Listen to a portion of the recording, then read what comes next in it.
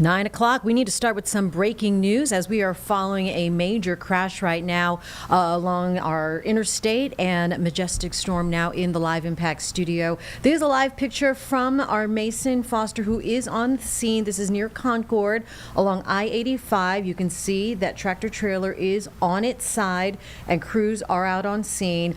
But wow, this is going to do some damage, if not already. Majestic, you've been following it all morning. What's the latest?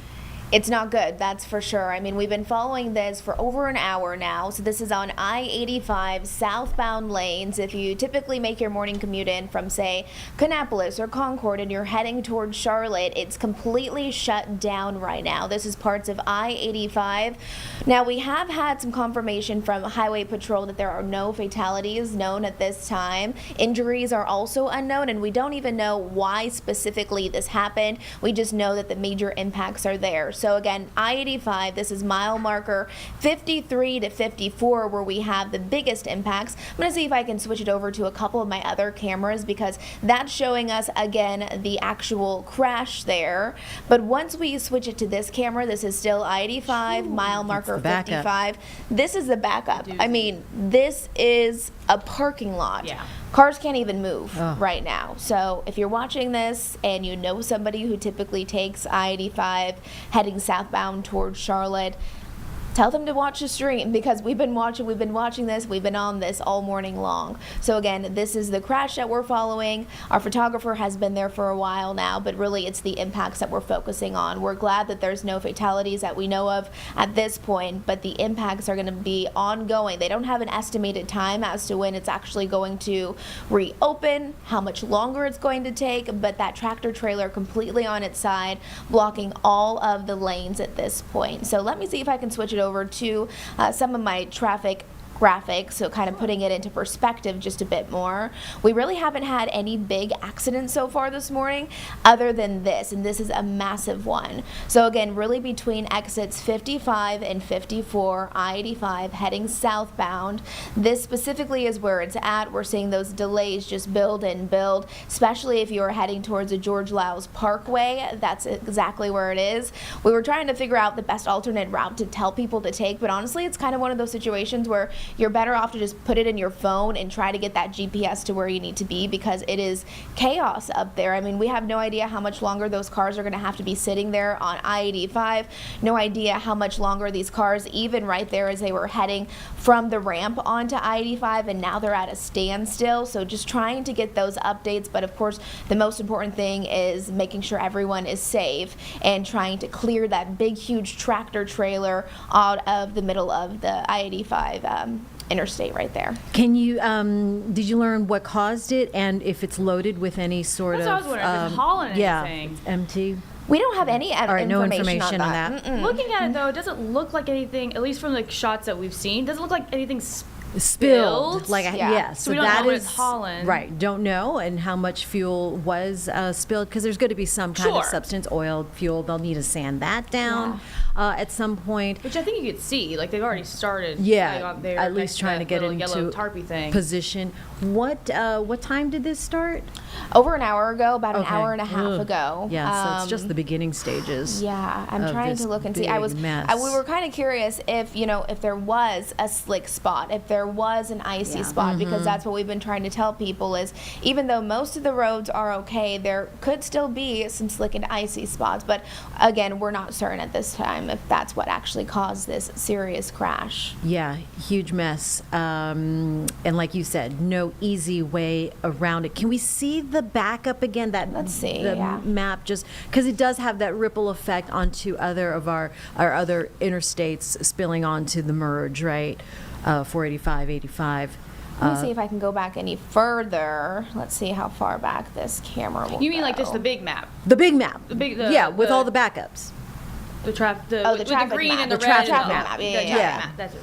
Yeah, Let I mean, me go back but to you that. can. I'm just following. You know what Yeah. I like to do is watch one vehicle and see how far they've moved Yeah. in like a matter of time. Look how They don't far move at back all. it's going. All right, so with the wreck on 85, Yeah. and then just spilling through Cook's Crossing, Yep.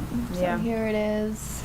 and then even some of the other routes that are not in the direct impact, but people are using those instead. Yeah. Those look like they're filling up as well. Yeah, this is Doesn't just getting worse and worse. Of course, I mean, a lot of people are just going back to work too. Yeah. After not being at work for a few days, and not everyone gets in their car and puts in their GPS to figure out how long it's going to take to get to work. But this is one of those days where I think that that's going to be your best case scenario. I was talking to Chris for a while because, of course, he did traffic here for a long time, trying to figure out what is the best alternate route to get around it. And he's there like, isn't. honestly, this is kind of a mess. So between him and I and Larry, it's not looking good. I really think that Not an easy way Yeah. to work today. And we've certainly seen those. There were a couple of big rig crashes due to the ice over the weekend. I saw the jackknife rig. Right. I mean, and it just takes forever. Right. I mean, To get it cleared Drive from lanes. NC has it for estimation. They give vague like Sure. What's So their it says window? Noon? Okay. Which again, I think it's that'd very be vague. an early Like they estimate. could be earlier or it could be way Yeah. after that if they just kind of give a vague estimate. at this point. A couple other things too, in addition to this, is the water main breaks across. Right. You've We've reported had a one in couple. Matthews. We've had one on Providence because it's so cold. We've been talking about how cold those temperatures were going to get, and we really saw impacts this morning, even on area roadways. I mean, you have water spilling all over, then it's iced over. Do you want me to show a picture of that as well? Sure, if you got Okay, it. let's see. While you pull that up, I'm just looking at the live picture from Mason, who's our photojournalist on scene. He's on the other side of the road and other side of the interstate, just taking a look. All right, we'll get you. Here's your water main break. Yeah, so here's a picture that we got, and this is still ongoing. So this is the one in Providence Road and Sharon Amity Road. So basically, water spilling all over. They've been, notifying us that the water's just freezing so fast, making it so difficult to repair and to fix this. And this has been ongoing since 5 o'clock this morning. So again, this one is on Providence between South Sharon Amity and Ferncliff Road. So you can see the purple. The purple indicates those blocked roads. And then the second one, this is ongoing still too, out in Matthews. And if you live in Matthews, or if you live there for any extended amount of time, this is not out of the ordinary to have a water main break right there on West John Street. It's just south of Highway 51, and it's a very similar case, just that water spilling everywhere because of the bitterly cold temperatures, and then it's just freezing all over the place. All right, so taking one last look there at 85 in Concord with the tractor trailer overturned. You can see that it is not moving. Good place to avoid. Yeah. And this is the live picture of the actual scene right now. So we will keep you updated, of course, here on Live Impact News on WCNC Plus. In the meantime, we're going to bring you back now to the Live Impact studio. Quick break. Majestic's going to switch hats, put on her weather hat, and we'll get a look at some of these frigid temperatures, what we can look forward to the rest of the week when we come back on Live Impact News on WCNC Plus.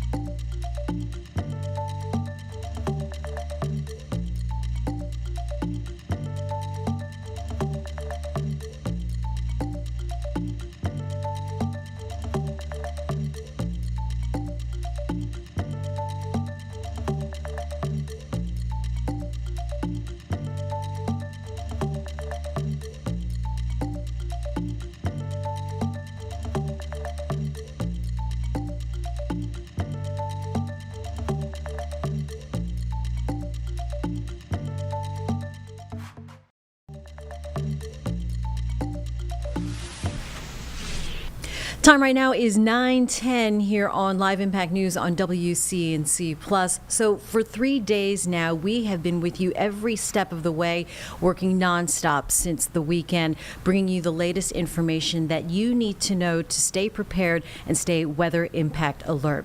So while the ice has stopped falling, the danger is far from over. We have seen frigid temperatures through the overnight, and they are going to keep the roads treacherous and our homes vulnerable. So back at it with Majestic Storm here in the Live Impact News studio covering our weather. So, I mean, the sun feels great, Majestic, and I appreciate the melt because some of the roads in my neighborhood needed those roads to get the ice at least melted. But I do still see and run into a number of black ice spots. I could see that on the road, and that's going to keep things pretty dangerous. Yeah, the sunshine's definitely nice, and it feels nice on your skin, and it's just nice to kind of go outside after being cooped up for a couple of days. But with that sunshine came that melting yesterday, and then the refreezing overnight and into this morning. My way into work really wasn't too bad. I-77 was nice and dry, but those spots where there was still moisture left over, especially sidewalks, driveways, and stairs, that's where we saw a whole lot of ice still, and especially up in the mountains, it's a whole different story. So let's get straight to it, because now the big story, as we're looking at our weather forecast, is that bitter cold Arctic air. We officially dropped to 14 degrees this morning, some of the coldest temperatures that we've seen since 2024. Even colder, of course, up in the mountains, single-digit temperatures heading out the door this morning. So here you go. In 2024, we saw temperatures at 13 degrees, 2023 about 23. We didn't get as close to what we saw in 2022. That was 9 degrees. But I mean, bottom line, 14 degrees. That's cold heading out this morning. Yes, we get a little sunshine. It's gorgeous out there from Monroe to Kannapolis, right here in the Queen City. We're all experiencing sunny skies, but still, these are our current temperatures. We were at 14 degrees. Now we're at 19 degrees here in Charlotte. Albemarle, 20 degrees for you. Sherrod, 21. So very cold, but then you add some wind on top of it. And look at the mountains. I mean, this is where we are dealing with cold, cold air. This morning we've had our Richard Devane out there live in Boone, and he's been saying that it's really just that freezing cold air and the wind on top of it, making it feel like you're below zero at times. So with that being said, the National Weather Service still has some cold weather advisories in place, but especially those cold weather warnings up in the mountains. And that's specifically problematic. That's where we will continue to see dangerously cold conditions. While we're speaking about the mountains, I wanted to just show you what Blowing Rock looks like right now. Notice the roads still ice covered, because here's the problem. Yesterday, the mountains didn't even climb above freezing for many of our mountain towns. So yeah, you got a little sunshine out there this morning, but still everything is very, very icy. It is incredibly cold. You can see some crews out there trying to clear some of those sidewalks, but this is where it's very crunchy and icy. In the mountains today, these will be our wind chill, so what it will actually feel like. Into the single digits for the next several hours, and then into the afternoon, really only feeling like it's 12, 13 degrees. So dangerously cold, especially for anyone who has to be out and about in the elements. You're just going to want to avoid having a lot of exposed skin. Meanwhile, this is what the rest of the day looks like here in Charlotte. A lot of sunshine today. It's going to be beautiful, but overall, another cold day. 38 degrees, still above freezing, so we'll continue to see anything that's left on the ground melt. But then the problem is, tonight, those temperatures drop below freezing again. So I would say over the next several days, as you're traveling, especially early in the morning and late at night, that you're just being very careful when it comes to pockets of freezing, of black ice and freezing spots out on those roads. I'll say that my drive into work was good. Other than that bridge, when we're getting close to our job, we have this bridge over there, and that's just completely iced over. It's ice because it doesn't get any sun because of the tree cover. Right. I mean, it is some thick ice too. So if you're not paying attention, there will be spots like that. And with doing traffic in the morning, I think that's really what I've been seeing when it comes to the accidents. Not everyone, of course, seeing those problem spots, but if you have a little bit too much confidence and you're not paying attention, you could encounter something like that. High temperatures today overall well below our average. We should be into the low 50s. Today, we're not even reaching 40 degrees again. Jefferson, a high of 28 degrees, 30 degrees out there in Boone.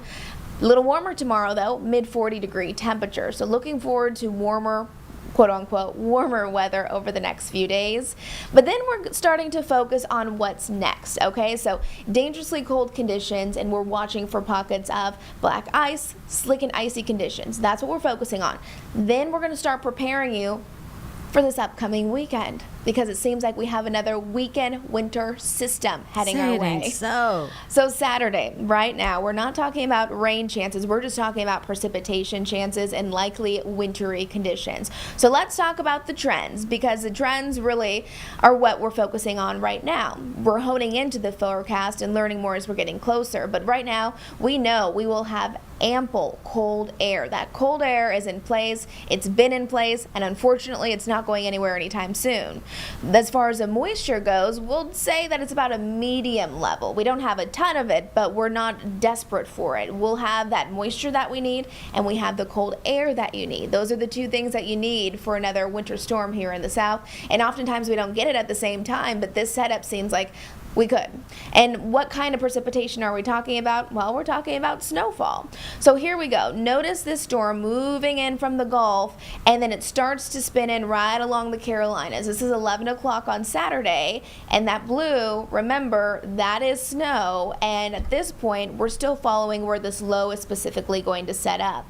Even possible lingering impacts through Monday with another little burst. But there's that area of low pressure. We're going to be watching that specifically as it continues to slide up the East Coast. So of course there's going to be a handful of different scenarios as to where it could go, but at this point it seems like this could be our next best chance for seeing some snow.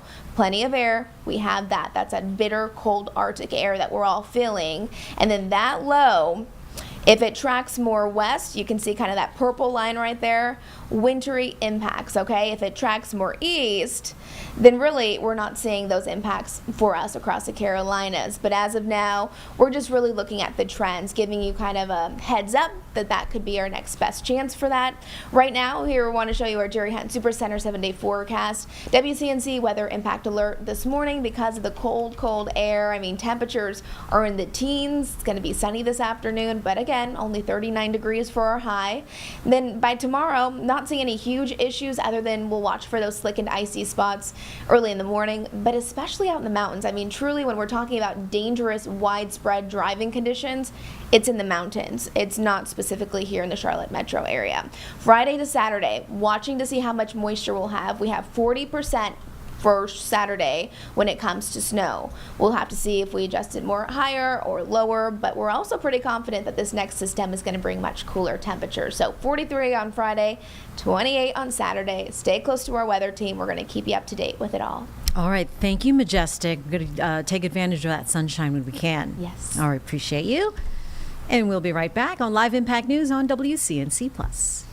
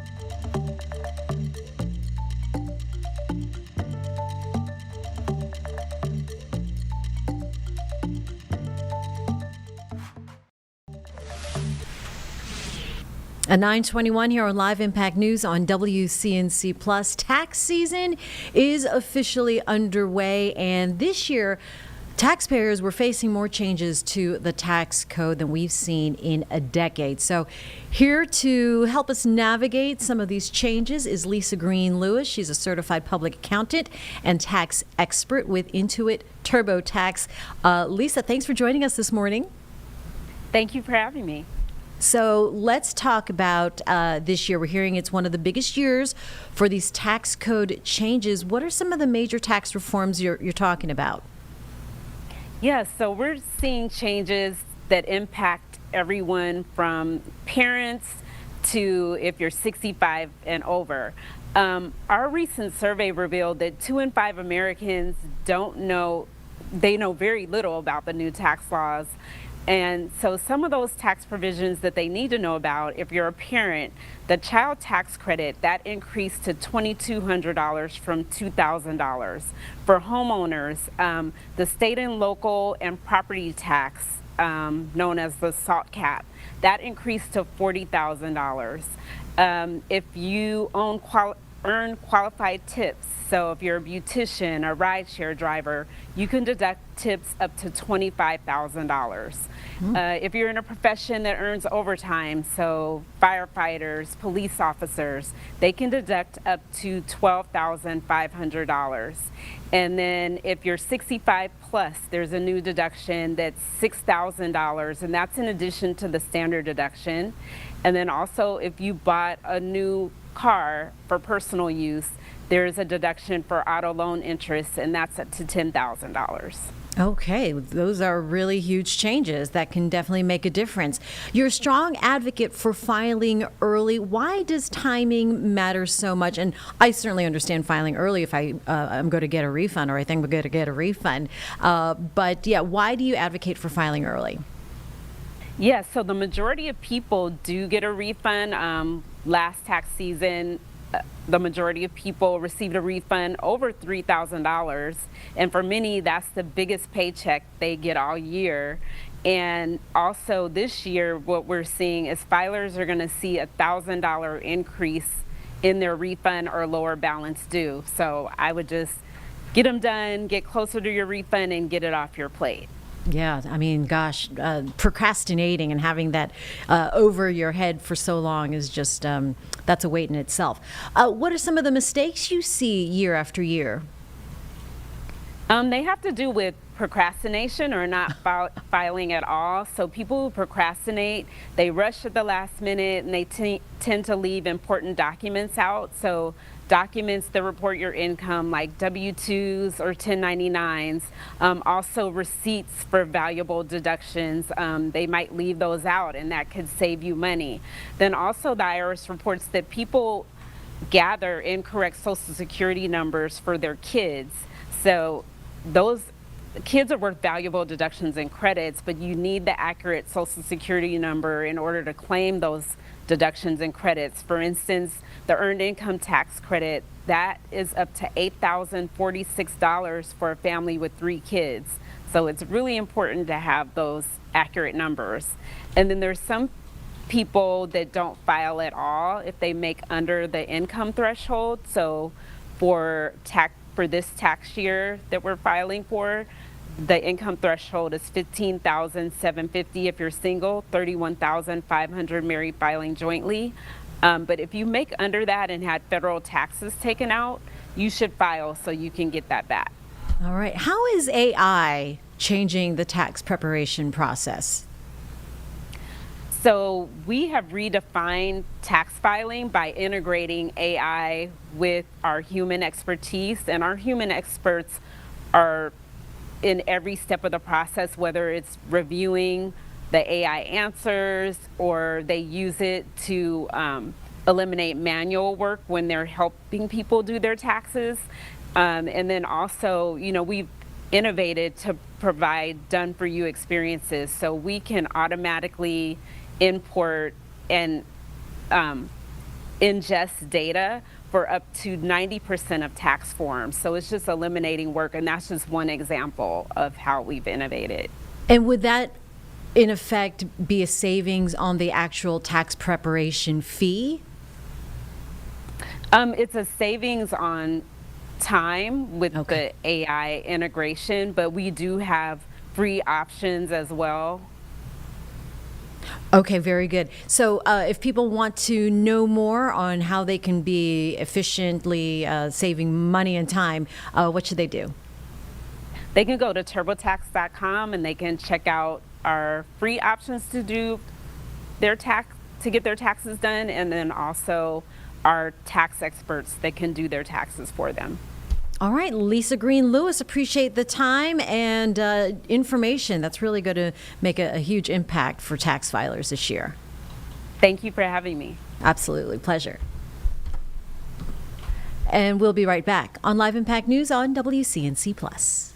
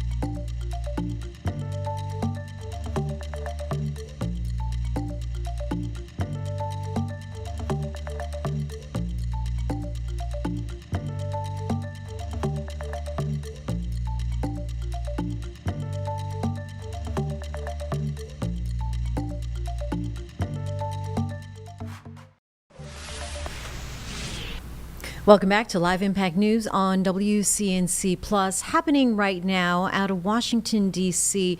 is a probable cause hearing from NTSB. They are holding this public board meeting to determine a probable cause of the January 29th, 2025 midair collision between jetliner and a U.S. Army Black Hawk helicopter. This was at Ronald Reagan Airport, or near the airport. Let's go ahead and listen in now on Live Impact News on WCNC Plus. For this investigation, Brian Soper, Air Traffic Control, Dr. Catherine Wilson, Air Traffic Control and Human Performance, Dr. Taran Kayagil, Medical from the Office of Research and Engineering. Behind me in the second row, left to right, Jennifer Adler, Director for the Office of Safety Recommendations and Communications, Tom McMurray, General Counsel for the NTSB, Carl Schultheist, Vehicle Performance Chief from the Office of Research and Engineering, Allison Diaz, Report Writer, Sarah Lewis, Air Traffic Control, and Marie Moeller, Aircraft Performance from the Office of Research and Engineering. And in the third row, left to right, Olivia Fowler, Audiovisual for today's meeting, Chihoon Shin, Helicopter Operations, Mike Richards, Meteorology, John O'Callahan, Aircraft Performance from the Office of Research and Engineering, and Nathaniel Hoyt, Recommendations from the Office of Safety Recommendations and Communications. Additional staff present to answer questions from the board today: Captain Van McKinney, Helicopter Operations, Dr. Jenna Price, Safety Data from the Office of Research and Engineering, Dr. Bill Bramble, Human Performance, Michael Portman, recorders from the Office of Research and Engineering. Caleb Wagner, systems. Captain Rocky Stone, airplane operations. And Dr. Lauren Groff, safety data from the Office of the Managing Director. The presentations will begin now with an investigation overview by the investigator in charge, Bryce Banning. Mr. Banning.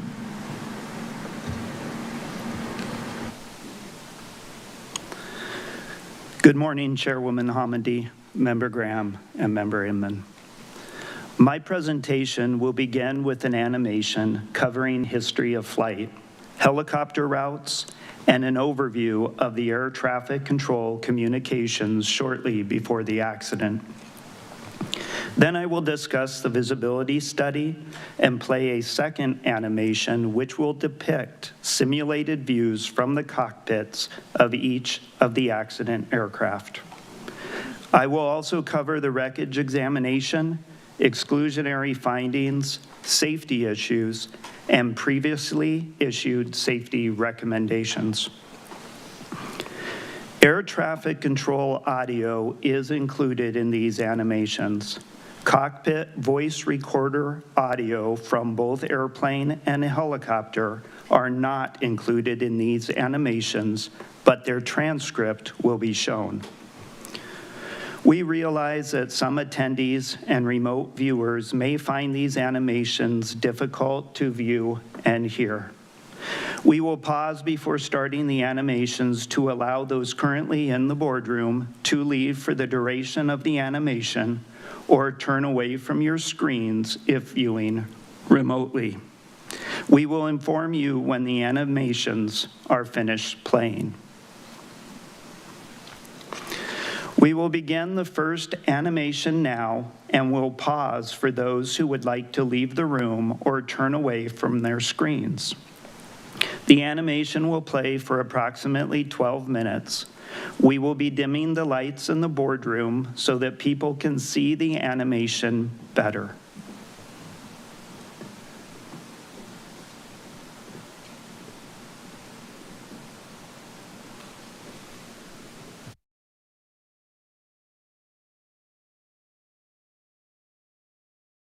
All right.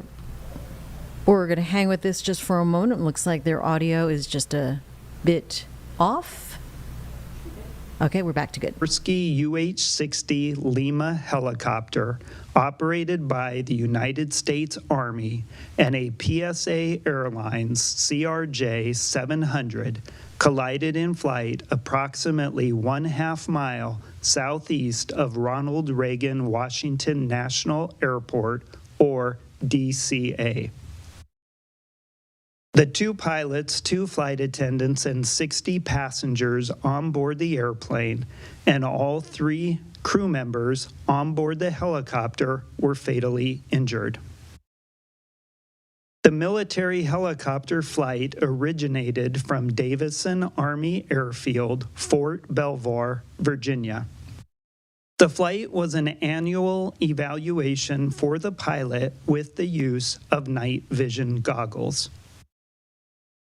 The airplane was operated by PSA Airlines, doing business as American Airlines Flight 5342, a scheduled domestic passenger flight under Title 14 of the Code of Federal Regulations, Part 121, from Wichita, Kansas to Washington, D.C. Night visual meteorological conditions prevailed at the time of the accident. In the radio communications, the accident airplane was using call sign Blue Streak 5342, and the Army helicopter was using call sign Pat 25. The Federal Aviation Administration provides charts that specify helicopter routes to facilitate operations in high-traffic areas. The helicopter routes have no defined lateral boundaries, but they do have maximum altitude limits. The helicopter routes are depicted by a blue line on the Google Earth image. Helicopter Route 1's western section begins in Cabin John, Maryland, and follows the Potomac River southeast to Washington, D.C., through the Tidal Basin and the Washington Channel to Haines Point, and then turns east along the Anacostia River. At the time of the accident, Helicopter Route 4 intercepted Route 1 at Haines Point and continued south along the Potomac River's eastern shore past DCA and the Wilson Bridge. North of Chain Bridge, the maximum altitude is 1,300 feet. Between Chain Bridge and Key Bridge, the maximum altitude is 700 feet. Between Key Bridge and Memorial Bridge, the maximum altitude is 300 feet, and south of Memorial Bridge to the Wilson Bridge, the maximum altitude is 200 feet. At 8:33 p.m., 15 minutes before the collision, Pat 25 requested permission to travel from Cabin John along Helicopter Route 1 to Helicopter Route 4 to Davison Army Airfield. The DCA local controller approved the request. Pat 25 is looking for Cabin John, Route 1, Route 4 to Davison. Pat 25 approved. There was no communication between Pat 25 and the DCA local controller for 12 minutes. At 8:39 p.m., 9 minutes before the collision, Flight 5342 was cleared for the Mount Vernon Visual Runway 1 approach to DCA by Potomac Terminal Radar Approach Control. Select in-cockpit communications between the instructor and the pilot in Pat 25, primarily about altitude, will be shown on a black background in the animation. At 8:43 p.m., 5 minutes before the collision, Flight 5342 was handed off to the DCA Tower Local Controller. The local controller asked the crew of Flight 5342 if they could switch their approach from runway 1 to runway 33. Bushir 5342, Washington Tower 1 star 32017, gust 25. Can you take runway 33? The crew accepted the change and they were cleared to land on runway 33. This magnified satellite. All right, time right now is 9:39. We need to take a break from that briefing, which is taking place all day out of Washington, D.C. We'll get back to that here shortly. We'll be right back on Live Impact News on WCNC Plus.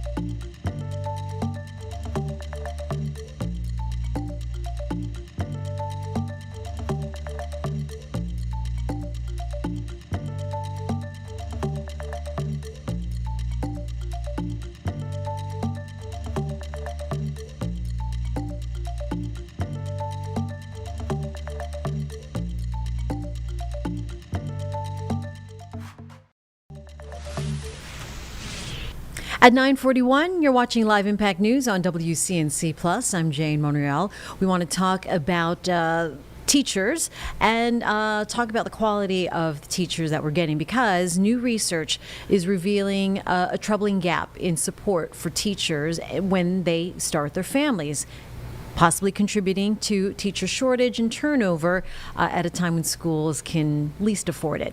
Joining us now to discuss the findings is Heather Pesky, president of the National Council on Teacher Quality. Good morning, Heather. Thank you for joining us. First of all, what are these findings telling you? Good morning. Well, what the findings are telling us is sobering. We know that across the country that 35 states right now do not offer guarantees of fully paid parental leave for 12 weeks for teachers. And what this means is that teachers have to scramble and they have to go back to work far earlier than they're ready. So they're really struggling to support their families as well as their students and having to make this terrible choice. I mean, and this is a real disturbing trend then for so many of our teachers. So in the scheme of things, what are families facing here day to day? Well, what it means is that if you are a teacher and you decide that you want to have a child, you have to then figure out how you can afford to take the time to be with your own child. And what it means is that a lot of teachers are deciding that they can't stay as teachers, and so many of them are leaving the profession. We know that in North Carolina, for example, about 1,200 teachers leave the profession each year, describing personal reasons, some of which are about lack of paid parental leave. So we're really urging states to offer 12 weeks of paid leave to both strengthen families as well as attract and retain teachers, and ultimately to benefit children. Are any states doing 12 weeks of parental leave? Yes, actually, there are two states that are providing, the two states right now that provide fully paid 12 weeks of parental leave are Delaware and Arkansas. Those states have figured out how to make it work, and we hear from teachers in those states that it's really important to them, both in attracting them to teach in those states and also in helping to sustain them so that they stay in their jobs as teachers. Wow, that's great that they're able to do that. When it comes to providing paid parental leave, what would that look like for taxpayers? Yes, well, we've estimated the cost of paid parental leave, and what we found is kind of surprising. It's actually pretty affordable to provide paid parental leave to teachers. We estimated that it costs about the cost of a cup of coffee for each taxpayer per year. Now, the cost of losing a teacher in a district like Charlotte, for example, is up to $25,000 to replace one teacher per year if a teacher leaves. Those are the costs of hiring new teachers, the costs of training teachers. So we're really looking at a policy, paid parental leave, that's a really smart investment on the part of states to benefit teachers, to benefit families, and ultimately to benefit children. How do you let this message, or how do you get this message out to the decision makers on trying to push, some kind of law like in Charlotte that $3 a year is a better savings than trying to find a replacement? Well, I will say that in North Carolina, they do provide up to 8 weeks of fully paid leave, but that's still way too early for teachers to be returning to work after they've had a child. Imagine returning to the classroom after you've had a cesarean section. So we're really advocating for lawmakers to make 12 weeks of fully paid parental leave the standard, really to benefit families, to be supportive to teachers, and to be supportive to families. And this is a cost that we can afford. It's really a question of whether we can afford to lose so many teachers if we don't provide them with access to paid parental leave. Where do you see this issue going, whether there's a momentum moving forward or not?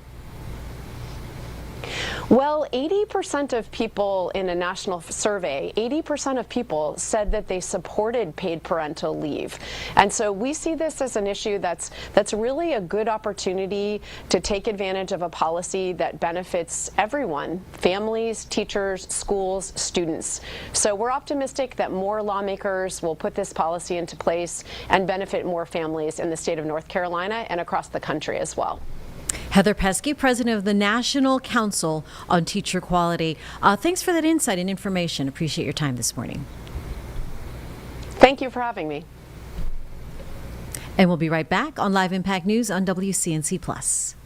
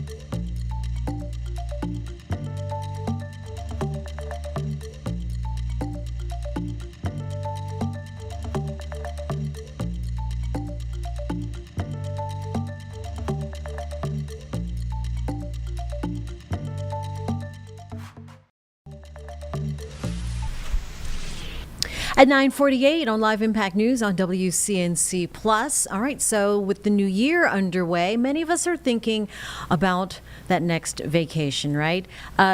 It's easy for the planning process to feel overwhelming. So joining us right now to share this year's cheapest destinations and maybe some tips for planning your next vacation is Director of Americas for Skyscanner, Lourdes Lozada. Lourdes, thank you for joining us here on Live Impact News. I'd like to talk about the travels. Thank you. Thank you for having me. All right, so let's talk about some of the top value destinations for 2026. Walk us through some of the deals that you're seeing. We have made a lot of research and we have a lot of data that shows that there is a combination between domestic and international trips right there in the top 10. On the domestic area, we see Las Vegas, Miami, and Orlando with flights as cheap as $28 for a round trip.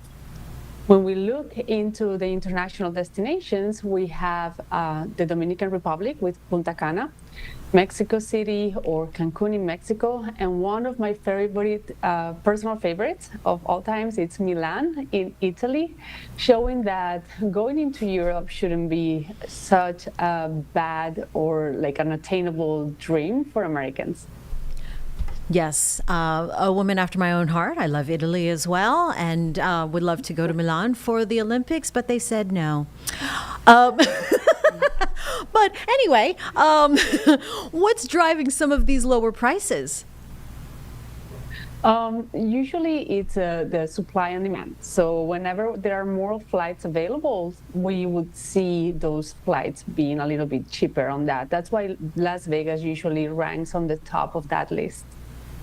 All right, very cool. We hear this time and time and again where certain days of the week are the days that you could find even a bigger bargain. Talk to us about that. So, very good question. Usually, we think that it's Monday or Tuesday, the dates that have the cheapest fares. But that's not the case. Our data indicates that Wednesdays, if you have the flexibility to fly on Wednesdays, that's where you're going to be finding the best fares to travel. That doesn't mean when to book, but when are you going to be actually traveling. So Wednesdays are our recommendation. Nonetheless, please check, and we recommend everybody to have that flexibility and continuous checking just to make sure that you get the best deal. hearing about this buzz term, booking paralysis, someone who's unsure of where to travel to. What do you tell them? So it's very common. It's very stressful sometimes to pick a destination and make sure that you're getting the best deal. What we have done in Skyscanner, in our app or in skyscanner.com, is develop some certain tools that will help you have that ease to that you're going to the best destination for the best fare. Some of those tools are drops, one that is called drops. So we will be showing everything that has dropped for more than 20% in price on the last week. So you will have a list of those destinations. Also, if you want a little bit of inspiration, we can also share or give you the filter of everywhere search. So you just pick the origin city, and then we will show you that list of the top 10 or other destinations internationally or domestically with the average fares.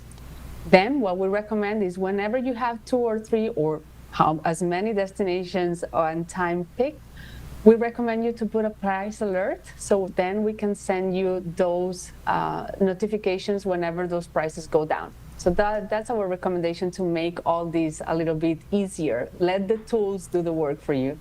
All right, sounds good. In this modern age, for those who are a lot more budget conscious and trying to make their travel budget really go far, any other hacks that you want us to know about?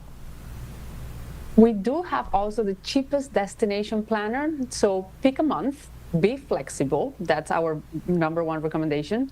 But you can pick a month, and then we'll show you the top 10 destinations on that month.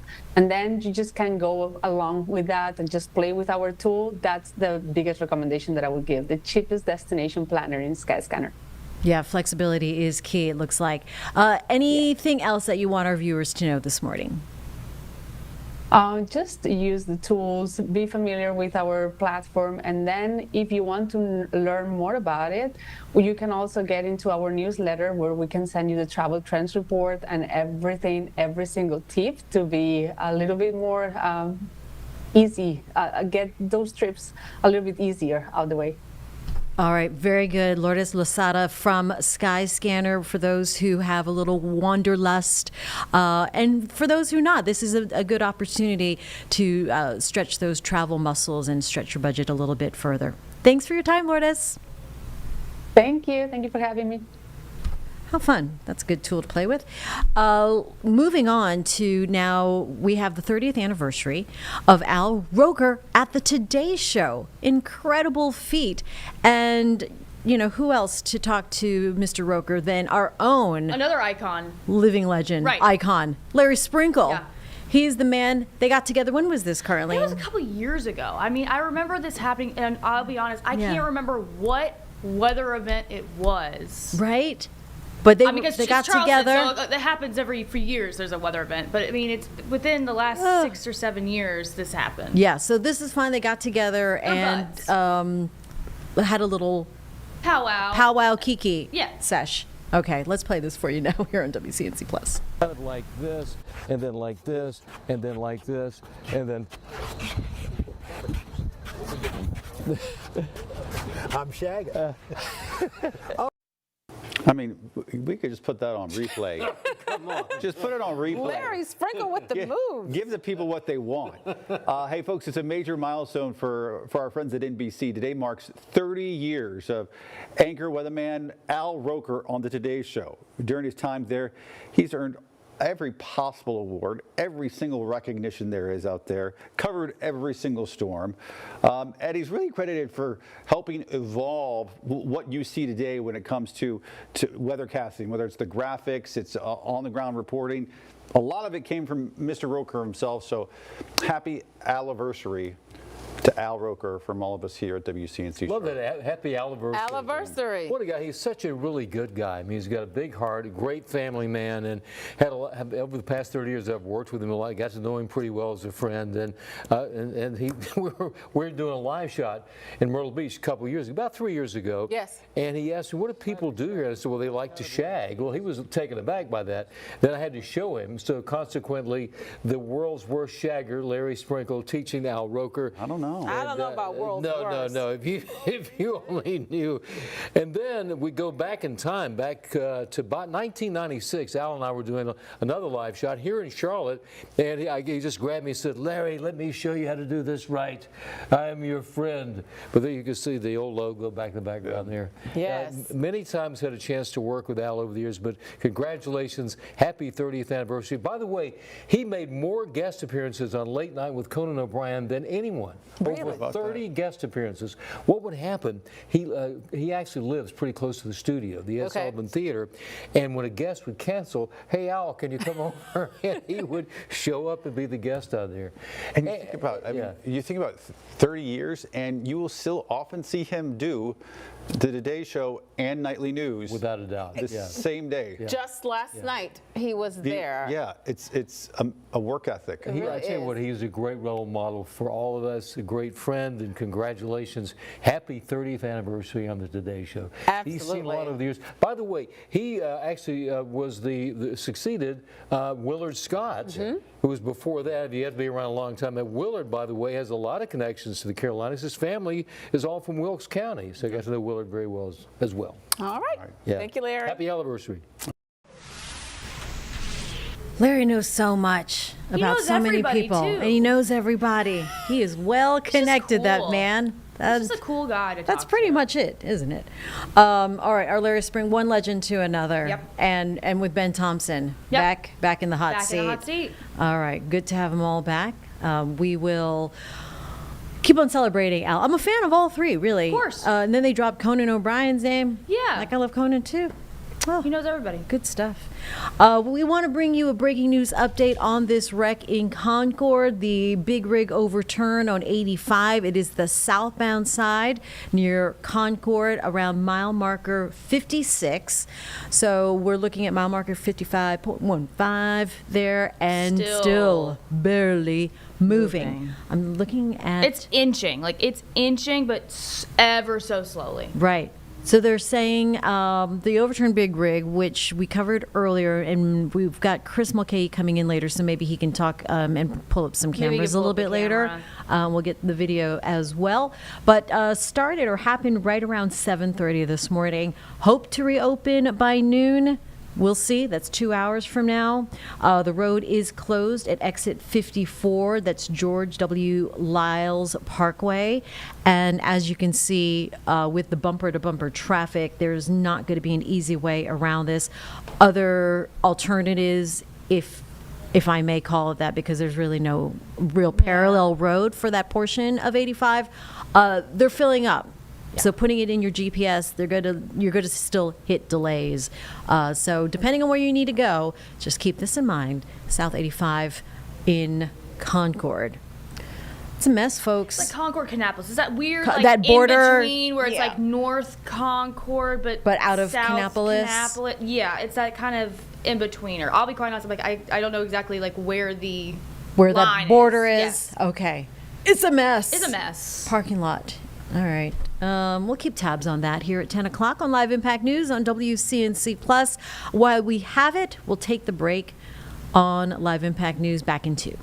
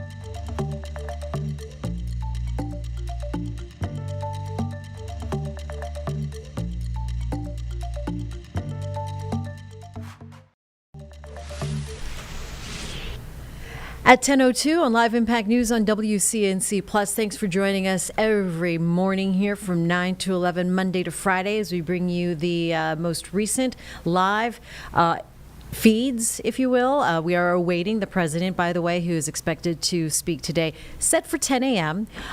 We do know that he tends to run behind a little bit, so when we see him on our one of our many monitors, we'll bring that to you here on Live Impact News. We're also monitoring the NTSB probable cause hearing out of Washington, D.C. That is an all-day event, and it is a public hearing that is available online.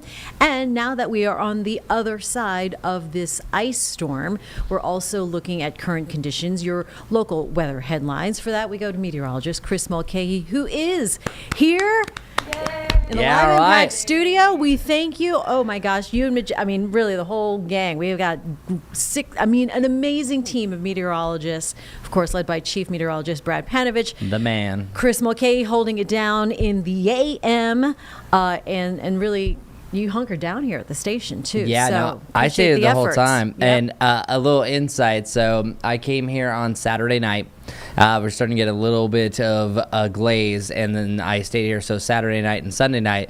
Well, when I was on the floor of my friend Corey's office down the hall, nice. I was kind of regretting my decision because a lot of people stayed at the hotel, and then next thing I know, I hear outside the door, I was like, wow, the Embassy Suites just lost power, and I went to sleep. Yep, good choice. Yeah, so most of our WCNCers did lost power for about 4 hours or so, but yeah, no, I'm happy the way things are working out. We still have seen some really bad accidents on and off here and there, and can't say that they were directly ice-induced, but it's still really slipping and sliding all over the place, especially some places that are a little bit more in the shadowed areas that don't have a lot of sunshine. But sunshine is definitely going to help us first melt and then eventually evaporate that moisture. We also have another process that's called sublimation, where a solid goes to a gas. It's another way that we remove ice and snow, so just keep that in mind.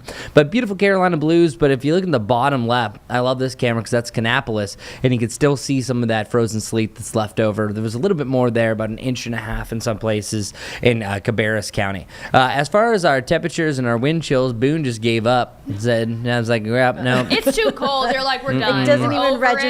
Yeah, it's I swear it does this whenever I was like, oh man, it's like the cold this morning, let's see what it is. Boone's like, nah, we're out. Yeah, we're done. Deuces. Meanwhile, for us, we're finally back into the 20s, so 23 degrees, and we don't have too much of a wind chill for the time being, but this morning we officially dropped down to 14 degrees. Why that's significant?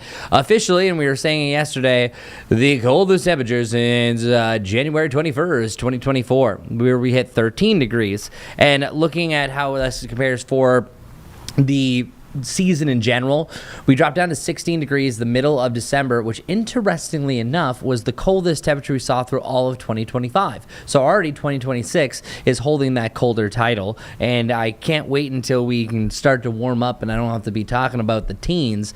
But my random stat of the day was today was actually only the 9th time in 4 years that Charlotte has dropped down into the teens. So we haven't done it really that much, but our temperature of 14 degrees, I didn't adjust this graphic this morning, is going to be matched again. So I say the coldest of the season, the coldest since 2024. Well, we're going to duplicate that multiple times, that we have 14, and even 11 for a low on Tuesday. So I don't have a lot of warmer hope. But this is the best optimism I can find for you. Trying to do my best here. 53 days until spring. Yay! We like spring. Yay. Yeah, but Bring however, I'm not sure if this makes it better or worse because 53 days is still a really long time. Yes, exactly. But this Monday is Groundhog Day. And what most people don't realize, Groundhog Day is actually the midpoint of winter. Okay. So the whole reason the superstition comes from Candlemas. I won't go too much into it because on Monday, I'm going to be jazzed about it. Of course. So Candlemas Day originated in Germany, and the superstition was that the midpoint of winter, if it was really bad, that it could only get better. If it was a really nice day, well, it was only going to get worse. And on a really nice day, what happens? It's sunny and an animal casts a shadow. So that's where the origination comes from. It's just superstition, but whatever happens on the midpoint of winter could determine the rest of the season. Well, 53 days is still a very long ways away, but just letting you know, it's not getting better in the short term. So hopefully the back end will get a little bit better, because this week we have high temperatures that are 10 to 15 degrees below average. Our average high is now up to 53. What gives? Well, this is what happened. We started off too warm. I always say, like, oh, the 70s and the 60s are great whenever they greet us in January, but they're mean, because now all of a sudden we've had these teens and won't give up. The good news I have for you is at least the freezing mornings are going to be a little more forgiving. Yesterday we hit 40 degrees. I think we have 39 for today. And holding on to the mid to the upper 30s is great with the sunshine, but you're still going to have a wind chilly environment with gusts up to about 20 miles per hour. Tonight, though, 25 degrees. That's better, right? That's a little bit better. 24, 24, and then 20, and then we're going to start to cool down for a big mystery hodgepodge heading into the weekend. And for tomorrow, we have 45 degrees, 42 on Thursday, and we'll be likely rocking the 40s for your Friday. But in the near term, not a lot to mention. Today, we have wall-to-wall sunshine. I'm talking about not a cloud in the sky. So if you were hoping to see shapes of elephants and deer in the clouds, that's not going to be a good environment for you. We're going to have some upper level variety starting to move in tonight and tomorrow. That's going to keep us a little bit milder, but still sunshine for the afternoon. But then it's the back end of the forecast. I would say later on Thursday, heading into Friday, as you can see all that white taking over, that we have more clouds. Sometimes cloud cover increasing means that something is coming. Dun-dun. Dun-dun. We have a chance for snow this weekend, plain and simple. So already when I say this, it piques everyone's attention. But unlike the last system, where we physically on Monday said it's going to be an ice storm, on Tuesday it's going to be an ice storm, we said on Wednesday it could potentially be a historic ice storm. That was a different setup. That was a once in at least a decade to even quarter century type of setup, and it will be one of the worst that we have seen. But this one is going to be a little bit more on the unsure side.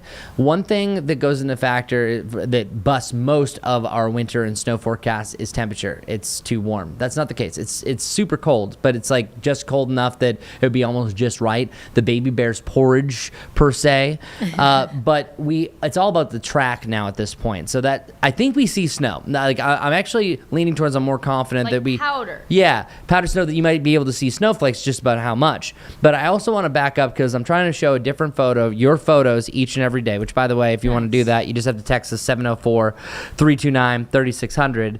Well, this is Regaldo Real Estate, where I had said no snowmen. Well, they proved me wrong. I said don't really anticipate many people sledding. Everyone was sledding and everything. I literally saw someone's a video sledding on an upside-down table.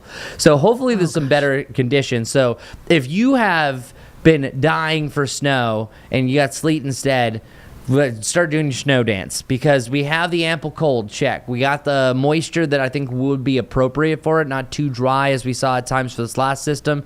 And the main type is snow. There's still a chance that could change, but here's the deal. It all depends on one of three paths. It's that middle one right there that's going to give you something, some sort of snow. It's the closer we trend this towards the Carolina coast that's going to give us the ideal snow setup. If we get this thing to hug the coast, it's about 100 miles north of a low pressure system that usually have the heavier snow. Well, that was set up in the Charlotte area. But as of right now, it's kind of splitting the middle direction, and here's what that looks like. So the snow potential, again, is very light and slight, but at this point, clearly, any sort of frozen precipitation gets us excited. So that makes me feel better for how low our bar is. But, of course, we want a little bit more, but as of right now, it's showing Friday night heading into Saturday, we could have a building of snow. Now, I think the heaviest snow will be in the eastern Carolinas, but this model right here is showing heavier snow in the eastern Carolinas, but we have that window Friday night into Saturday. I think the latest that we're going to see this is late Saturday heading into Sunday morning.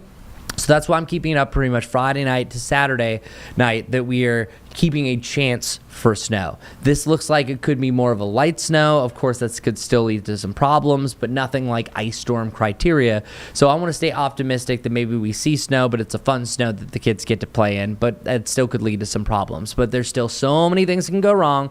It's just that my duty as your meteorologist to mention that, hey, it could happen, not saying that it will happen, but I'm saying we have a chance. 7-day forecast brought to you by the Jerry Hunt Super Center. I got to drop off this little red bar here because we're no longer weather alert just because our cold weather advisory is about to come to an end. You still can feel like the teens, but hey, it's winter. We're not dealing with the dangerous refreeze as much because we're going to evaporate a lot of that. And there's still bridges and overpasses. Like we have one right near our station. It's awful. It's still complete I was talking ice. about with Majestic this morning. Yeah, I slid a little bit. Mm-hmm. I haven't slid the last couple days, but I slid on that this morning. There's no sunshine hits it. Yeah, and that's the problem. So those shady spots, you're physically going to see certain places that are shady most of the time on the side. As long as you don't check your brakes, you're going to be fine. But even coming from that, if it's a little downhill, you are going to be sliding. So just watch for that. You're still going to see it on and off because we don't really get above freezing like fully. We're still going to have the overnight lows, so it's just going to be less and less black ice going forward, but at least we get back to the 40s. But then this weekend it's straight up freezing like across the board. We're not getting above freezing, and that's going to allow for those chillier lows as we head into Groundhog Day, as I mentioned, for the midpoint of winter. But boy, is it winter like to end January. I know you've been busy with weather, but this crash on 85 in Concord. Yeah, it's still going. It's still happening. Yeah, it's still going. Can't say if it's related to any sort of black ice or potential. No, but what's interesting though, I'm not sure if you guys can bring up cameras in here. Yeah. We have the one. When they were showing the image of the semi overturned and then they turn it away, that's always problematic. But what I saw that was interesting is that at first I was like, oh, that's a ton of ice. It was the ice from on top of the semi there. Yeah. But then I saw a branded truck that hit the semi because I put it on my Facebook page and I had a lot of viewers that reached out showing the video. And we don't really have much information beyond that. I can't confirm if it was fatal or not. No, it's not. It's not? Okay, that's good. That's good. Okay, so that is... We just don't know. There's a little thing. We don't know the cause yet. No. And we don't know what if it was carrying if it was hauling kind anything. of a load. Yeah. From the look of the cameras that we saw, we didn't see anything like from the back like spill out. Of course, like you said, like from the cab, things are gonna, some kind of spill. From the viewer photo, the video that showed me, the cab was still shut because I could see the back of the truck from this viewer's video that they sent me. Okay. So I don't think like sometimes the doors can come open. Yes. That did not happen. And then the other truck just looked like it had a lot of damage on the front end. So just by deducing it, it looks like it probably got jackknifed. It's turned over, and then this other truck hit it. Ways that could have happened is sometimes you can hit a patch, and then it can do that. If you rumble on the strips, oftentimes what happens with these semis, which is really tough for the investigation, is that somebody's not paying attention. They cut them off, and they check on their brakes, and then all of a sudden it backs up, and then it does that. So there's a bunch of erroneous circumstances that happen there, but these are the type of setups that could be so bad and turn into multi-tarred pilot. So at least it was a confirmed not fatal? Yes. Okay, that's great. Thank goodness. Because so many times when they have the camera there and they move it, it's not a good sign. Right. So things were pointing that way, so that's good news at least. But as far as current conditions right now, it's not looking good. Yeah. It's just, it's an absolute mess. It's a mess. It's a mess. I-85 is terrible. Anyway, you can all say it. on a regular day. It's that part, that stretch where it's like it's hard to like get around it. I know. It's kind of it's in that no frontage road, but it's in between North Concord and Kannapolis. It's hard to get around it. Yeah. 85 is kind of it. Majestic will sometimes ask me for advice because I've done this long enough, and then sometimes my response is like, "Oh, what's the best workaround?" Yeah, because not one today. That's the problem. Is so many times like you think that you're being sneaky, but then there's also thousands of other people that think they're being sneaky, and then that leads to a bigger backup to like some of the side roads as well. Then they're just creating lanes on the grass, the shoulder. Yeah. Well, welcome. Not allowed. Just as back to the weather, I'm glad that things are starting to settle out a little bit more, but I even though it's not as cold, still over the next couple of weeks we had a lot of burst water mains. That is going to be the norm. Also, I want everyone going forward, every single night is going to have a chance that you should drip your faucet. Okay. But I did take a step further because I actually reached out to my man Chris Ritter, and if you have permission tomorrow, I'll share his video clip that he had. Yeah. So a lot of plumbers are saying that the dripping is great because you're getting the movement, but truly the that there's some circumstances that you have to run a steady, like, pencil thin stream in certain circumstances. Like this morning would have probably been a better idea for that. We do have more days that's going to be a possibility. So next time, if you invite me back at 10, I'll send you his video and we'll kind of expand that and we'll learn together about dripping our faucets. But I would really do it each and every night for the drip, but for the stream, I think that you're going to need that, especially starting on Saturday night and multiple nights next week. Okay. Speaking of videos, send Chris your videos, pictures. Yeah. Send us. Oh, yeah. Send us in. I'm gonna send you one right now. Actually. Okay, here. Let me go back to this Bring because up the... yeah, where's my photo that I had? And plus, I of course had one of the AI bots make my new logo here. Oh. So They do some things well. Oh yeah. Speaking of, I should have shared it. Like I was in a pinch because I was like, you know what? I'll see if AI wants to make this graphic for me. I went in there, like half was in German. Okay. Yeah. Why they pulled German? I don't know how they did, and then everything else was misspelled, and then I just went back and I was like, sometimes better do it yourself. Yeah. But taking your photos, this is the easiest way for you to do it because you don't have to go anywhere. Literally, if you take a picture on your phone, as we pretty much all do these days, 704-329-3600. That doesn't go just to me. That goes to everyone here that we can access it. At one point, this number was blowing up from that storm because when we were taking your questions, we were getting at least like 1 to 5 responses every minute. Now that there's not as much going on, I want to make the point that I want to feature either your voice or your photo each and every day. And I'm going to actually, I'll say that because yesterday I had one as well, kind of going with your theme. I wanted to share a nice little message because we were kind of talking about the forecast. So this is from Todd, where he said, I just watched your weather segment, and Chris, you and the team got it right. You don't need to apologize. People will have a problem even if everything is exactly the way that they predict. It's unfortunate in the world that we live in now. And the only reason why I bring this up is just because we've received a lot of negative comments saying that we blew the forecast. We didn't. Your apps did. That's the biggest problem that we really have. And I'm actually going to start to, when we get to these bigger events, I'm going to post what the apps are showing, and I'm going to show what we are showing. So we're kind of in a world that there's really a blurred line between what meteorologists and robots are saying. So I'm going to do my best to be more clarity. I think this is a lesson that we've learned through all of them, but I just want to say thank you to all the kind words that people are sending out. And most importantly, when we're here, we're not here to scare you, just to prepare. And so the ones that did prepare for this and felt prepared, say you lost power, we see what our friends over in Nashville are dealing with. We still have power outages over in Transylvania County. Like literally 28% of the Davidson County, where Nashville is out of power still.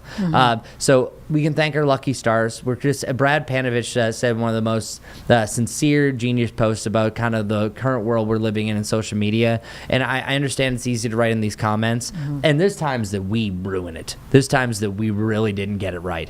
But this time we were as transparent with the changes because the weather's going to change. So that's why we just really appreciate all the comments of people that are writing in. And we are here to let you know every change. We'll let you know when we get it wrong. We'll let you know when we get it right. But most importantly, we're here for you. So I just want all the people that sincerely took this seriously and the ones that continue to follow us on WCNC Plus, on WCNC, online, off air. We just sincerely appreciate you, to you and Todd, everyone that sent this along. Absolutely. Well said. Well said, Chris. Thank you. Of course.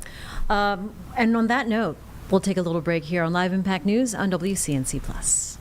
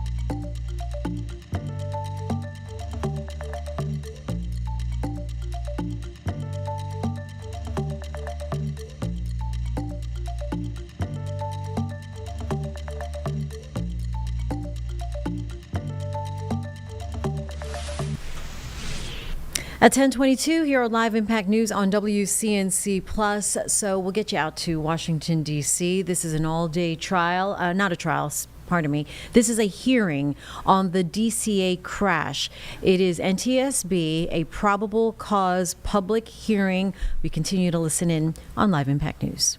Policy went from helicopter control must be open in 2016 and only authorized to be combined with air traffic manager or support manager approval to 2023 becoming helicopter control must normally be decombined, meaning staffed separately.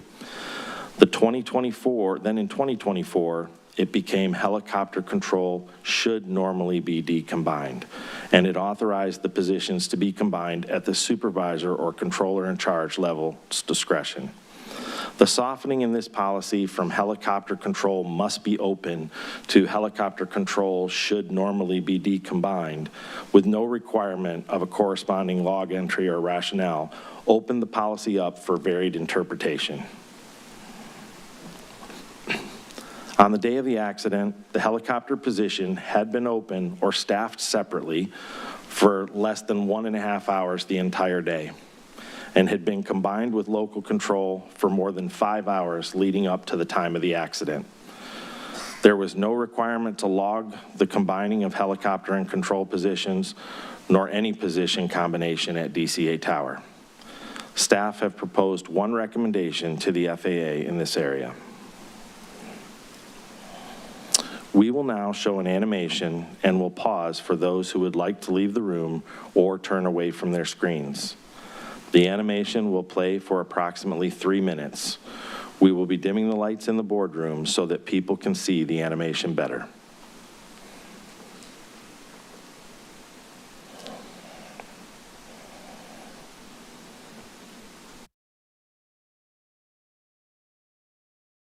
This photograph from the interior of the DCA Air Traffic Control Tower shows the view to the southeast across the Potomac River.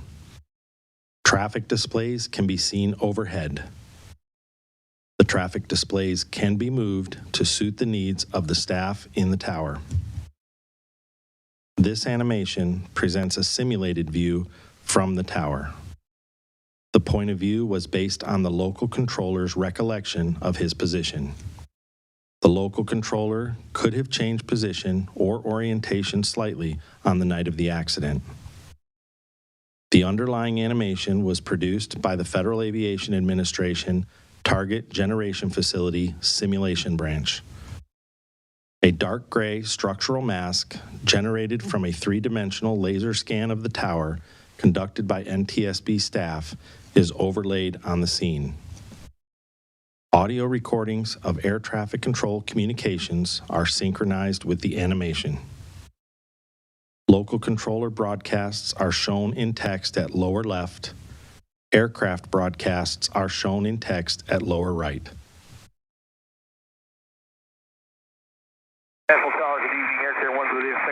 American 16, turn to 1 star 32014, gust to 5, traffic 2 mile left base from 833, no delay, runway 1 clear for immediate takeoff. Number 1, clear for takeoff, American 1630. Muscle 7 0 request. Most of you say route 3 to zone 6. Muscle 7 approved.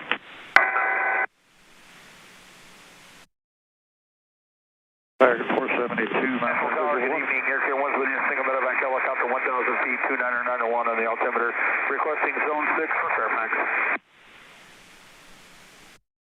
Medevac Aircare 1 Washington Tower, national altimeter 29900.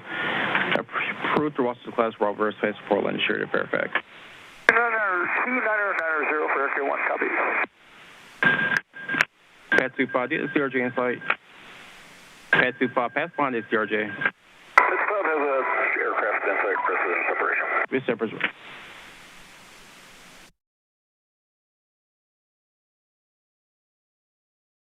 American 472, my path number and visual. American 472, Washington Tower, 1 star 2017. The animation has completed playing.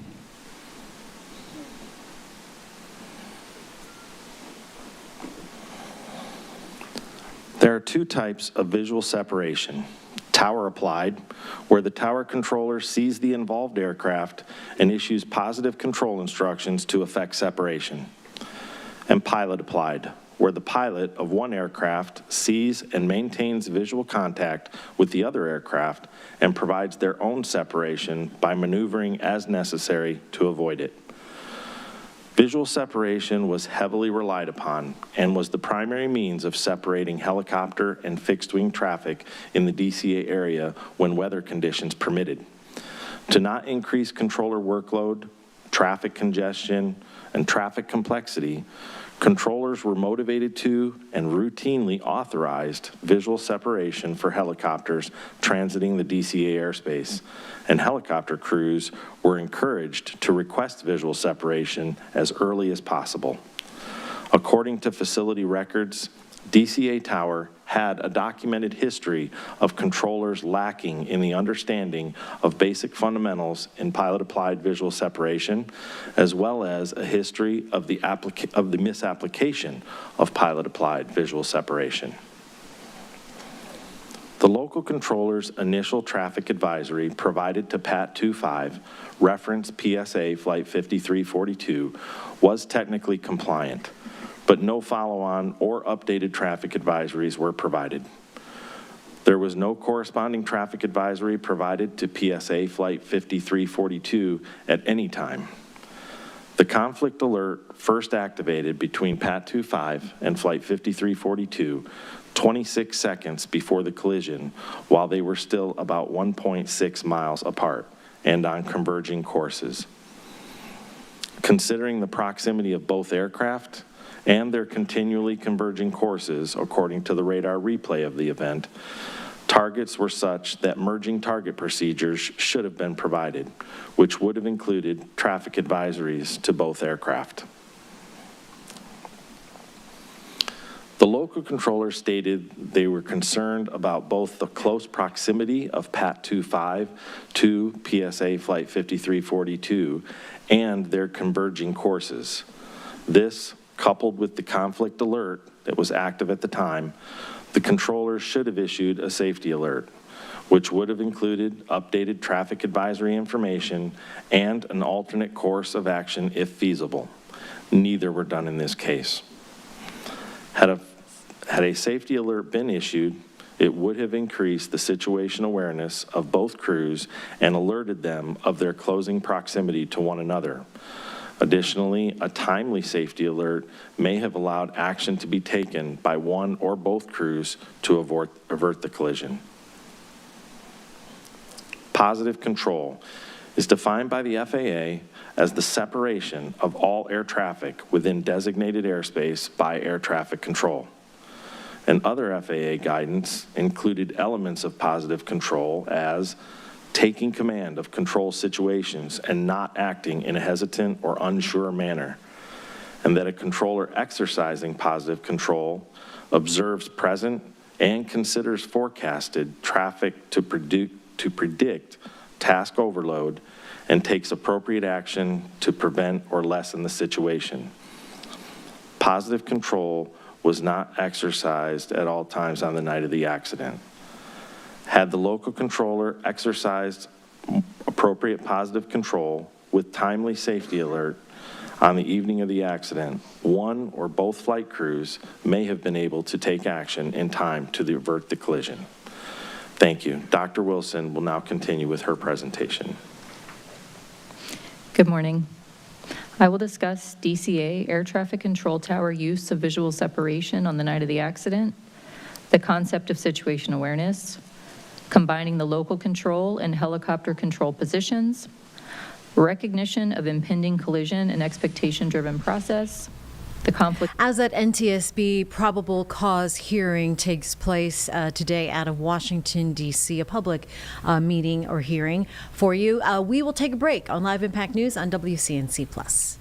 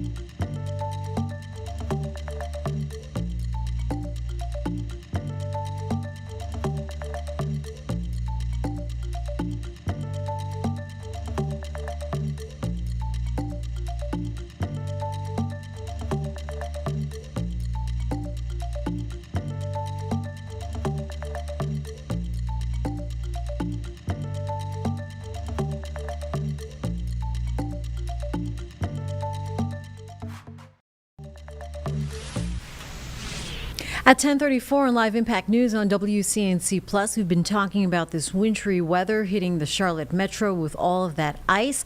We cannot neglect our mountain areas, of course, and our Richard Devane has been hunkered down there in Boone through the weekend. He filed this report earlier on WCNC Plus. Good Tuesday morning all. It's Tuesday, right? Yeah. It was 5 degrees. It's warmed up to 8 degrees, so that's good news. It feels like -2 degrees right now. You can see on Blowing Rock Highway, some cars are moving along. We've got some sun. There's hope that that could mean that the roads are going to be a little better. We were told earlier this morning by the Watauga County Sheriff's Office that it's best not to be on them. Most of the roads are bad, we've been told. This is one of the better roads. That's why we're up here. We can actually bring you our live shots from here. But as you can see on this ground, I'll do a little walking because I just feel like it. Right here, solid ice. This is what is under a lot of areas. You might see what looks like snow, but it's glistening. That's ice. Same thing on the roads. You can see toward the edges as people drive. And this, like I said, Blowing Rock Highway is one of the better roads as far as the treatment is concerned. But you can still see there's some slick spots on the road. They're advising folks not to be out and about today. Many of the businesses that would normally be open about now are at least starting to get ready to open. There would be workers coming, but that's not the case. Workers, again, told to stay home by a lot of businesses. We do know the schools are closed. County offices also closed down as well. It's very, very cold here. Very, very cold here. Back here now on Live Impact News on WCNC Plus, just want to let you know that President Trump was set to speak at 10 o'clock. We are getting word now that he has canceled that announcement this morning. We do know that he is traveling to Iowa. We'll be there later this afternoon. Once we do learn of his itinerary to speak to the media, we'll bring that to you here on Live Impact News on WCNC Plus. In the meantime, we get you back out to Washington, D.C. as the NTSB probable cause hearing is taking place on that midair collision that happened almost a year ago near Ronald Reagan Washington National Airport over the Potomac. Let's take you there now on Live Impact News on WCNC Plus. Nuisance alerts may desensitize controllers to the alerts and lead to slower reaction time. Providing controllers with additional salient cues regarding the severity of a potential conflict would reduce controller cognitive load and likely improve response time. Staff have proposed 2 recommendations to the FAA in this area. The DCA ATC tower utilized a discrete frequency for communicating interference and frequency congestion, even when the local control and helicopter control positions were combined. Separate frequencies also made the process of decombining the helicopter and local control positions easier. When the local control and helicopter control positions were combined, airplane and helicopter pilots could hear all transmissions made by the controller. However, transmissions made by helicopters were not audible to airplanes, and transmissions made from airplanes were not audible to helicopters. This alleviated frequency congestion. However, pilots reported that hearing all transmissions would improve their situation awareness. Staff have proposed 1 recommendation to the FAA in this area.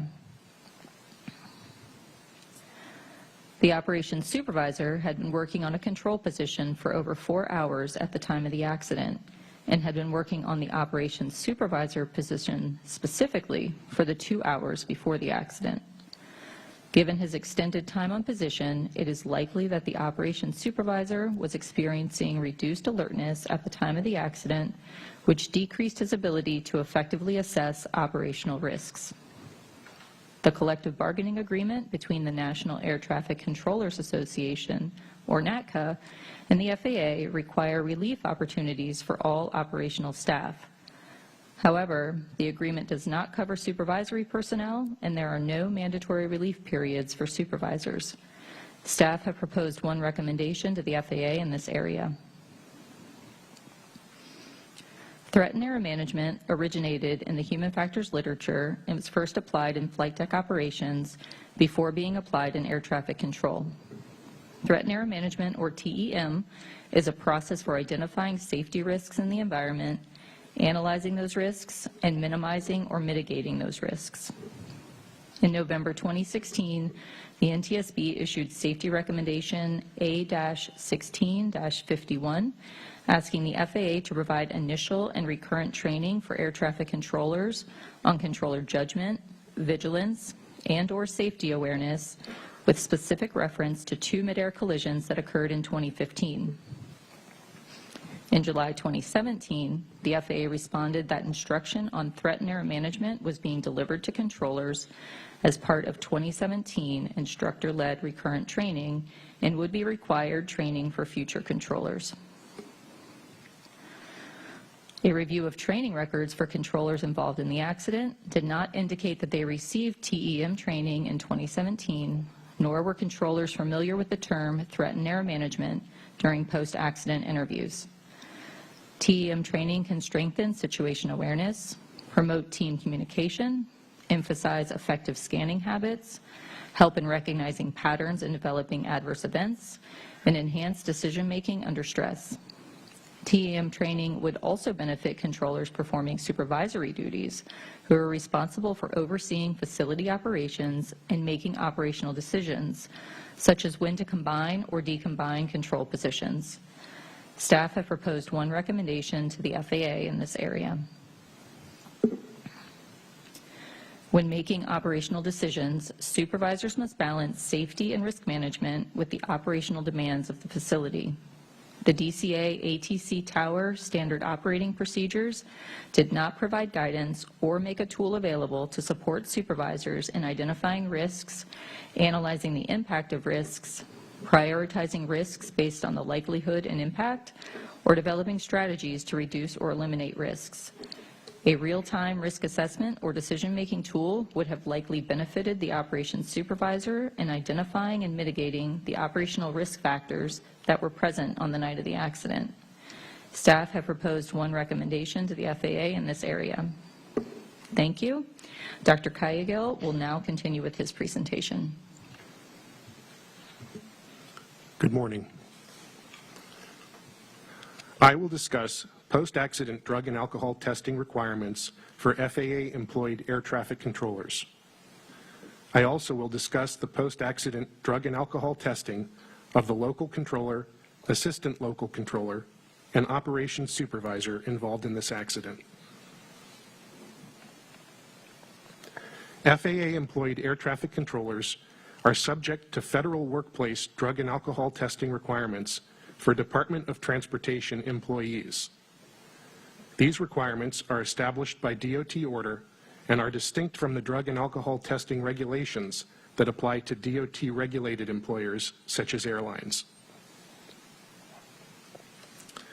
By DOT order, post-accident or post-incident drug and alcohol testing is required after an accident or incident that involves any of the following: a fatality, substantial damage to aircraft, vehicles, or property, required medical treatment away from the accident site, or other unsafe practices as defined by orders or regulations. Controllers are identified as being subject to required testing when their performance provides reason to believe that it may have contributed, or when their performance cannot be completely discounted as a contributing factor. By DOT order, required post-accident drug and alcohol testing must be conducted as soon as possible following an accident. Whenever possible, required post-accident drug testing must be completed within 4 hours of the accident, and required post-accident alcohol testing must be completed within 2 hours. The DOT order allows for drug testing up to 5 days after the accident, and alcohol testing up to 8 hours after the accident. The controllers in this accident underwent workplace post-accident urine drug testing about 18 to 20 hours after the accident. This testing did not find any evidence of prohibited substance use. Post-accident alcohol testing, although required, was not performed. This investigation determined that the FAA Air Traffic Organization made the drug and alcohol testing determination almost 3.5 hours after the accident. The decision was made to test for drugs only because the controllers already had been released from the facility about 15 minutes earlier. Drug testing was scheduled for the afternoon of the day after the accident. Staff found that the ATO's drug and alcohol testing determination was not sufficiently timely to meet DOT's required testing timeframes. Additionally, the ATO's decision to not conduct drug testing as soon as possible and to not conduct alcohol testing at all violated DOT requirements. The ATO's delayed and inappropriate drug and alcohol testing determination was due in part to inadequate ATO staff understanding of the DOT's requirements for timely testing. Staff also found that the ATO's initial event response procedures are inadequately designed to meet requirements for timely testing. Because the ATO procedures dictate that the drug and alcohol testing determination be made concurrently with the services rendered telephone conference. The SRT is a management review to assess air traffic services associated with an event and does not take place until after multiple time-consuming administrative and initial investigative actions, including notifying and convening various personnel and preparing audio communications and radar display information for playback. Staff have proposed 2 recommendations to the FAA and 1 to the DOT in this area. This concludes my presentation, and we are now ready to answer your questions. Thank you all very much. Thank you, Mr. Banning, and certainly Mr. Soper, Dr. Wilson, and Dr. Kaigill for your excellent and thorough presentations. As I mentioned at the outset, there's a lot of information in the report, substantially more information than we're able to present in even a day's time. So we have had the pleasure of reviewing your work, in the draft, and appreciate that. I have a question. I have a lot of questions in this area, but one I want to start with. Ronald Reagan Washington National Airport opened in 1941. Runway 1533 was part of the airport's original configuration since it opened. The Baltimore-Washington helicopter route chart was published in 1986, maybe went through one small change to add a compulsory reporting point around Wilson Bridge. Between 1991 and the time of the accident, there had been changes to route altitudes and police zone boundaries, but not any substantial changes to the route. You mentioned that the routes were never designed to ensure separation in your presentation.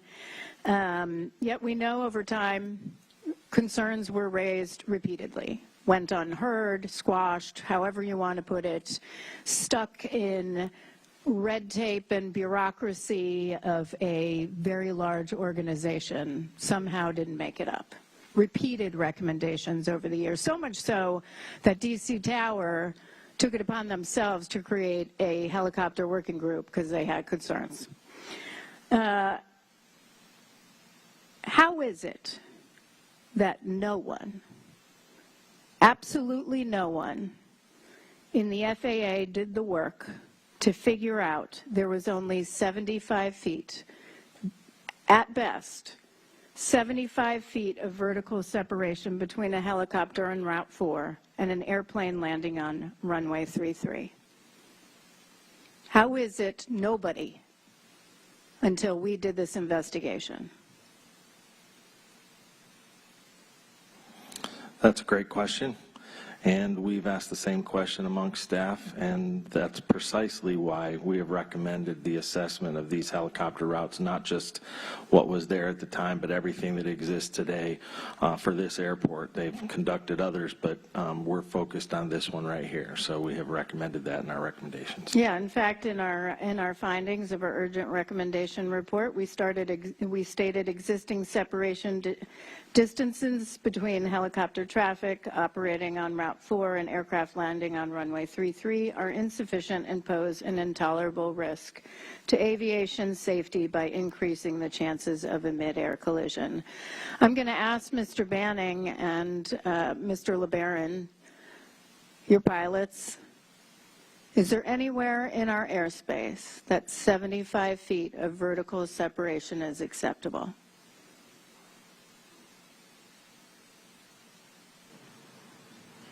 I'd say not to me, as a pilot. Yeah, not that I'm aware of. Absolutely not. Absolutely not. But it wasn't until Ms. Moeller and others mapped it out, thank you for your work, that we figured it out. Yet years of nobody listening. Opportunities too. So I'm going to ask, FAA order states that terminal operations service area directors are responsible for conducting annual reviews of existing helicopter route charts to determine their accuracy and continued utility.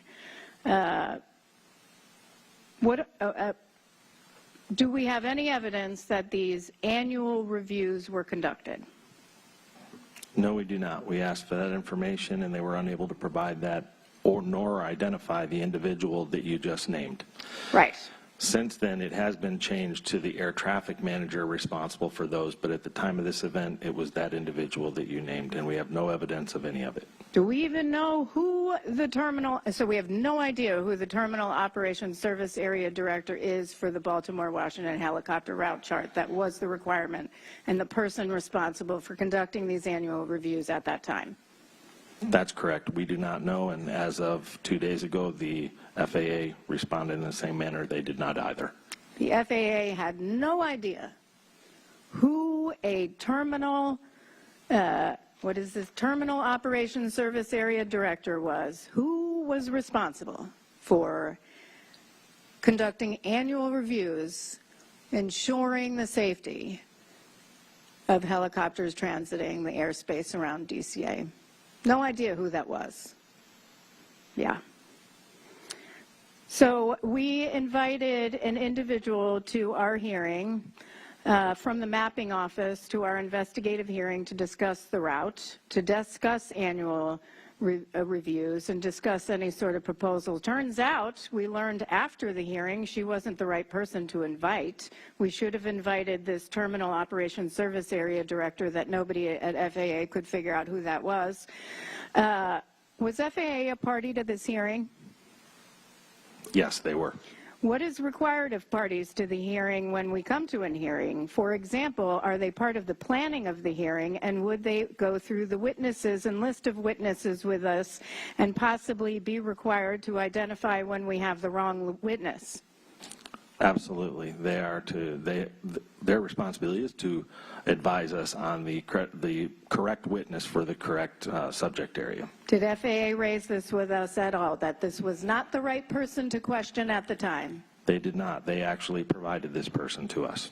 They provided this person to us that could not answer any of our questions at the hearing regarding annual reviews, probably because they had no idea who a terminal operations service area director was. Thank you. That runs out my 5 minutes, so turning to member, I am so sorry, Mike Graham. It's been a long few weeks, hasn't it? I'd like to direct these questions to Mr. Soper, and I'm going to ask you some questions about the primary duties and responsibilities for the different control positions in the control tower as they relate to the DCA ATC tower information outlined in their SOP. As a former controller yourself, I want you to share your perspective on which duty or responsibility is most important for each of the following positions. What would that be for the local controller?